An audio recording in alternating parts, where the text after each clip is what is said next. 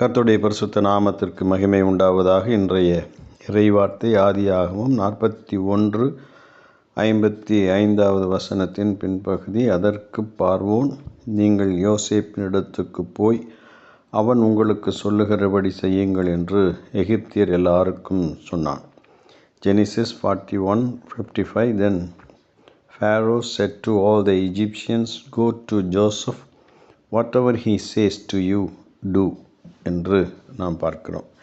எகிப்திலே அடிமையாக விற்கப்பட்டவர் யோசேப்பு 13 ஆண்டு காலம் பல துன்பங்களையும் இன்னல்களையும் கடந்து வந்தவர்.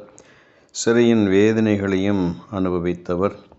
இப்பொழுது அதே எகிப்து தேசத்தில் உயர்ந்த அதிபதியாக பார்வோனுக்கு அடுத்த ஸ்தானத்திலே சிங்காசனத்தை தவிர அவர் எல்லா நிலையிலும் உயர்ந்திருக்கக்கூடிய ஒருவராக அரசனிடத்திலே தங்களுக்கு பசியென்று ஓலமிடுகின்ற, அழுகின்ற, அலறுகின்ற எகிப்தியரை யோசேப்பு உங்களை போஷிப்பார், அவரிடம் போங்கள், அவர் சொல்லுகிறதை செய்யுங்கள் என்று சொல்லக்கூடிய நிலையிலே ஆண்டவர் அவரை உருவாக்கி வைத்தார் என்பதை நாம் வாசிக்கிறோம்.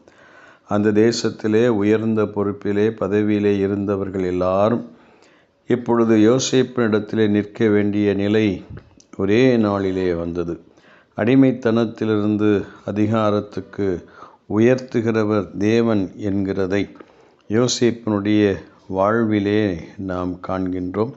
தேவன் அவரோடு கூட இருந்து அவருக்கு எல்லா நிலையிலும் உதவியாக இருந்தார் என்பதற்கு அடையாளமாக இதை நாம் வாசிக்கிறோம். கர்த்தர் இந்த வார்த்தைகளை ஆசீர்வதிப்பாராக. ஆமென்.